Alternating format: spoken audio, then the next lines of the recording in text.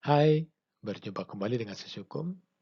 Kali ini kita akan sedikit mengupas dan mencoba mengenal seluk-beluk apartemen. Buat yang lagi mencari tempat tinggal atau yang lagi mau investasi untuk tabungan masa depan, investasi dengan membeli hunian seringkali dijadikan pilihan investasi yang dianggap menguntungkan, terutama di samping bentuk atau investasi-investasi lainnya seperti deposito, emas, saham perusahaan publik, obligasi, baik obligasi swasta ataupun obligasi pemerintah, reksadana, ataupun bentuk investasi lainnya. Untuk yang sedang mencari hunian, tentunya juga terdapat beberapa alternatif hunian. Bentuk hunian yang paling populer tentunya rumah tapak dan apartemen.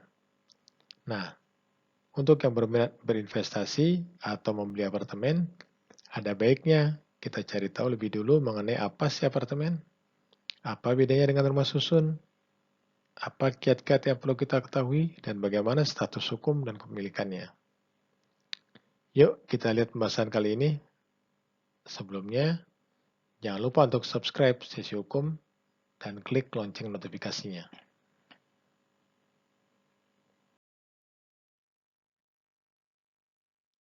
Pertama-tama, kita perlu tahu dan paham nih, apa sih yang dimaksud dengan apartemen?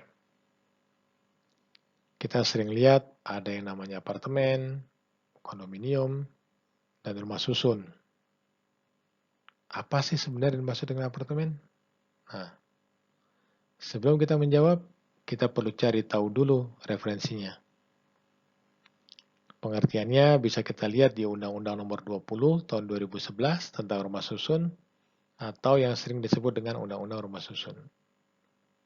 Sebenarnya apartemen termasuk dalam pengertian rumah susun berdasarkan Undang-Undang Rumah Susun.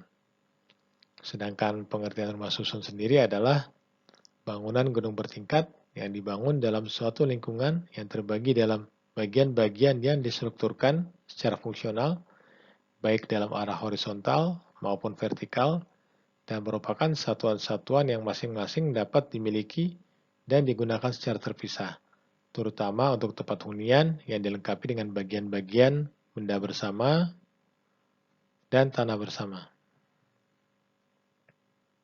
Dari pengertian tadi, kita perhatikan kata-kata yang dicetak tebal. Bangunan gunung bertingkat terbagi dalam bagian-bagian merupakan satuan-satuan terpisah untuk tempat hunian, dilengkapi dengan bagian bersama, benda bersama, dan tanah bersama. Jadi, rumah susun memiliki bagian yang merupakan bagian terpisah dan bagian yang merupakan milik bagian bersama.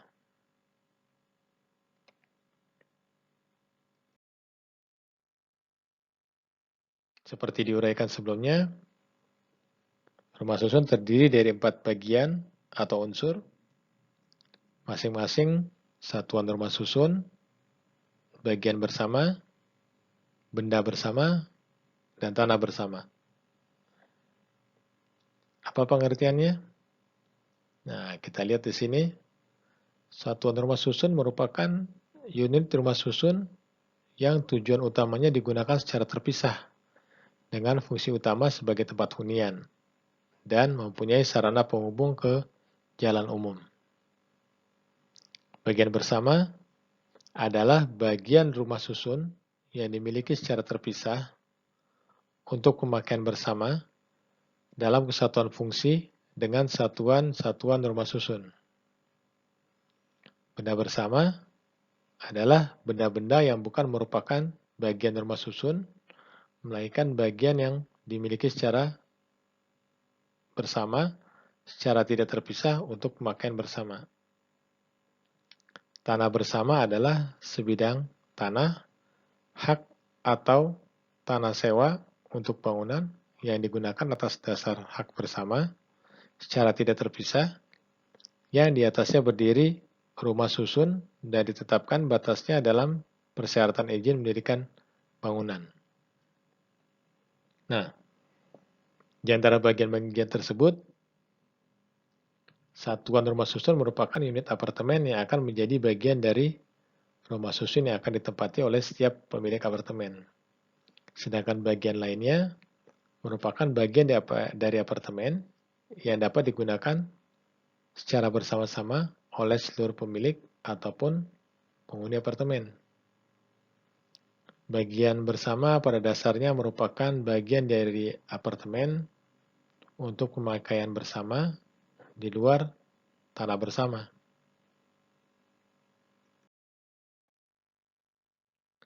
Ada berapa macam rumah susun? Nah, kalau kita pelajari undang-undang rumah susun, di situ dijelaskan bahwa rumah susun dibagi dalam 4 macam atau 4 kategori yang terdiri dari rumah susun umum, rumah susun khusus, rumah susun negara, dan rumah susun komersil. Rumah susun umum adalah rumah susun yang diselenggarakan untuk memenuhi kebutuhan rumah bagi masyarakat penghasilan rendah. Rumah susun khusus adalah rumah susun yang diselenggarakan untuk memenuhi kebutuhan khusus. Rumah susun negara adalah rumah susun yang dimiliki negara dan berfungsi sebagai tempat tinggal atau hunian, sarana pembinaan keluarga, serta penunjang pelaksanaan tugas pejabat dan atau pegawai negeri. Sedangkan rumah susun komersial adalah rumah susun yang diselenggarakan untuk mendapatkan keuntungan. Dari keempat jenis atau kriteria rumah susun ini, rumah susun umum, rumah susun khusus, dan rumah susun negara merupakan rumah susun yang penyelenggaraannya dilakukan oleh pemerintah. Sedangkan rumah susun komersial merupakan rumah susun yang penyelenggaraannya dapat dilakukan oleh setiap orang. Nah, dari pengertian ini, apartemen termasuk ke dalam kategori rumah susun komersial berdasarkan Undang-Undang Rumah Susun. Oleh karena itu, pembahasan kita melalui channel ini akan kita fokuskan kepada pembahasan mengenai rumah susun komersial. Karena rumah susun inilah yang nantinya yang menjadi dasar pembangunan apartemen oleh non-pemerintah. Karena dapat dilakukan oleh setiap orang. Bagaimana dengan bukti pemilikan pada bangunan apartemen atau rumah susun komersial yang seperti kita bahas sebelumnya? Seperti kita ketahui pada pembahasan sebelumnya sudah kita diskusikan bahwa apartemen atau rumah susun terdiri dari 4 bagian, yaitu satuan rumah susun, bagian bersama, benda bersama, dan tanah bersama. Nah, satuan rumah susun ini sebenarnya unit-unit apartemen yang akan kita tempati kalau kita membeli apartemen. Bagian bersama itu biasanya ada bagian-bagian di apartemen yang penggunaannya dilakukan secara bersama. Misalnya lorong atau mungkin lobi. Kemudian ada tanah bersama. Tanah bersama ya bisa dibilang tanah di tempat apartemen tersebut, bangunan apartemen didirikan. Nah, satuan rumah susun merupakan bagian yang mempunyai bukti kepemilikan. Di sini kekhususannya karena dia unit-unit yang akan dibeli, dia mempunyai bukti kepemilikan berupa hak milik satuan rumah susun atau SHM Sarusun. Jadi kalau rumah tapak mempunyai bukti kepemilikan atas tanah berupa sertifikat hak milik, nah untuk satuan rumah susun bukti kepemilikannya ada untuk setiap unit yang kita miliki ada berbentuk namanya SHM Sarusun. SHM Sarusun ini pemilik haknya adalah orang perorangan, setiap individu yang membeli atau memiliki satuan rumah susun atau unit apartemen yang ditempati. Bagian bersama bisa dibilang bagian dari satuan rumah susun, hanya saja penggunaannya digunakan untuk secara bersama. Kemudian untuk tanah bersama bukti kepemilikannya ada bermacam-macam. Pada dasarnya Undang-Undang Rumah Susun mengatur bukti kepemilikan hak untuk tanah bersama ada beberapa alternatif. Satu, berupa hak milik. Kedua, berupa hak guna bangunan. Ketiga, berupa hak pakai di atas tanah negara. Keempat, hak guna bangunan di atas hak pengelolaan. Yang kelima, kelima, merupakan hak pakai di atas hak pengelolaan. Nah, tanah bersama ini kepemilikan haknya dimiliki oleh merupakan hak bersama para pemilik atau penghuni rumah susun.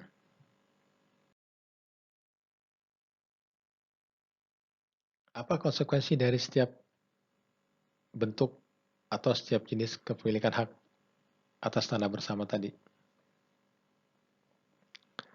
Sebelumnya, sebagaimana kita ketahui, satuan rumah susun merupakan bagian dari rumah susun, bagian dari bangunan rumah susun yang memberikan hak kepemilikan individual kepada pemilik rumah susun. Jadi, untuk unit-unit apartemennya, itu kepemilikannya bersifat individual, sedangkan tanahnya kepemilikannya merupakan hak bersama. Nah, satuan rumah susun ini merupakan bagian dari rumah susun yang memberikan hak kepemilikan individual kepada pemilik rumah susun berupa hak milik satuan rumah susun yang mempunyai kedudukan sama kuat seperti hak milik atas tanah, termasuk untuk dibebani dengan hak jaminan berupa hak tanggungan. Bagaimana dengan tanah bersama? Sebagaimana telah diuraikan di muka, Undang-Undang Rumah Susun mengatur bahwa atas tanah bersama terdapat beberapa bentuk atau alternatif kepemilikan hak, masing-masing hak milik, hak guna bangunan, hak pakai di atas tanah negara, hak guna bangunan di atas hak pengelolaan, dan hak pakai di atas hak pengelolaan. Masing-masing jenis hak tersebut tentunya juga memiliki konsekuensi yuridis yang dapat memberikan dampak ekonomis yang berbeda. Bagaimana konsekuensinya? Bisa kita lihat pada tabel yang ditampilkan di layar. Kita lihat di sini perbedaan dari masing-masing pemilikan hak berdasarkan jangka waktu hak, berdasarkan hak yang mendasari, dasar perolehannya, pemberi haknya, dan pembebanan sebagai jaminan. Pada dasarnya ke semua bentuk hak atas tanah bersama dapat dijadikan objek untuk pembebanan jaminan berupa hak tanggungan. Sedangkan jangka waktunya ada perbedaan di antara masing-masing. Hak milik jangka waktunya tidak terbatas. Hak guna bangunan jangka waktunya 30 tahun, dapat diperpanjang 20 tahun, kemudian dapat diajukan permohonan pembaharuan hak.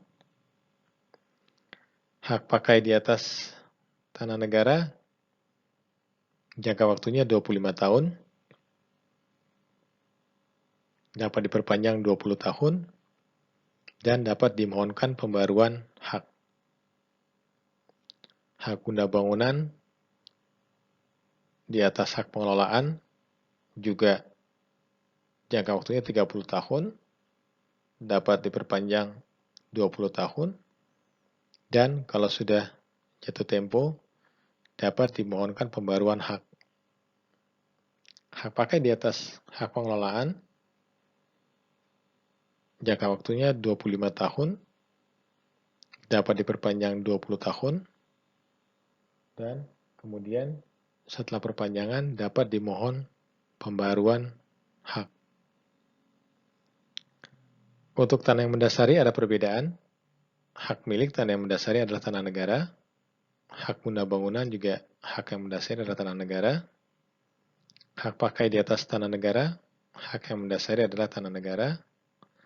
Hak guna bangunan di atas hak pengelolaan, hak yang mendasari adalah hak pengelolaan.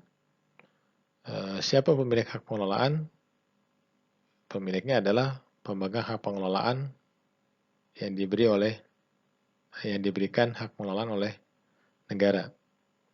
Hak pakai di atas hak pengelolaan, hak yang mendasari juga hak pengelolaan. Nah, dasar perolehannya juga ada sedikit perbedaan. Negara hak milik, dasar perolehannya adalah pemberian hak. Hak guna bangunan, dasar perolehannya adalah pemberian hak oleh negara. Hak pakai di atas negara, dasar perolehannya pemberian hak oleh negara. Hak guna bangunan di atas hak pengelolaan, dasar perolehannya adalah pemberian hak atas usul dari pemegang hak pengelolaan. Jadi, permohonan melalui pemegang hak pengelolaan. Ada perbedaan di sini. Hak pakai di atas hak pengelolaan juga pemberian hak atas usul dari pemegang hak pengelolaan. Nah, kalau tadi hak di atas tanah negara, tidak perlu usulan dari pemegang hak lainnya. Cukup pemberian hak oleh negara. Siapa pemberi hak dari masing-masing kepemilikan hak tersebut? Hak milik, pemberi haknya adalah negara. Hak guna bangunan, pemberi haknya juga negara, dan dapat diperpanjang serta diperbaharui jika memenuhi syarat. Hak pakai di atas tanah negara, pemberi haknya adalah negara, dapat lakukan perpanjangan dan pembaruan jika memenuhi syarat. Hak guna bangunan di atas hak pengelolaan dan hak pakai di atas hak pengelolaan, pemberi haknya adalah negara atas usul pemegang hak pengelolaan. Ada perbedaan sedikit dengan hak-hak yang lainnya tadi. Dan perpanjangan dan pembaruan dapat diberikan jika disetujui oleh pemegang hak pengelolaan. Nah, ada perbedaan di sini. Kalau pada hak milik, hak guna bangunan, dan hak pakai atas tanah negara, pembaruan dan perpanjangan dapat dilakukan jika memenuhi syarat. Namun, pada hak guna bangunan dan hak pakai di atas hak pengelolaan, perpanjangan dan pembaruan dapat dilakukan jika ada persetujuan dari pemegang hak pengelolaan. Jadi ada satu pihak lagi yang harus memberikan persetujuan. Di sini letak perbedaan kepemilikan hak pada setiap jenis hak atas tanah bersama apartemen. Nah, perbedaan ini mungkin dapat menimbulkan perbedaan risiko bagi pemilik apartemen. Walaupun setiap jenis hak pada tanah bersama pada dasarnya merupakan jenis hak yang dapat dibebani hak tanggungan, mengingat bagian dari apartemen yang merupakan hak individual adalah satuan rumah susun yang diberi hak milik atas satuan rumah susun, maka pembebanan sebagai jaminan atas apartemen oleh pemilik apartemen hanya dapat dilakukan terhadap satuan rumah susun. Dari uraian tadi dan dari gambaran mengenai jenis hak atas tanah bersama, diharapkan dapat memberikan gambaran mengenai dampak dari tanah apabila terdapat hak yang jatuh tempo atau misalnya karena usia bangunan apartemen tidak dapat digunakan kembali. Baiklah, demikian paparan dan diskusi kita kali ini. Semoga paparan ini dapat memberikan gambaran mengenai konsep apartemen dibanding rumah susun lainnya, konsekuensi hukum atau yuridis yang biasanya akan terkait dengan konsekuensi ekonomi terhadap apartemen. Terima kasih. Kembali saya ucapkan atas perhatian yang diberikan. Semoga diskusi kita kali ini bermanfaat untuk menambah wacana dan pemahaman kita mengenai aspek hukum atas apartemen. Sekali lagi, jangan lupa untuk subscribe Sesi Hukum dan klik tanda bel untuk memperoleh notifikasi.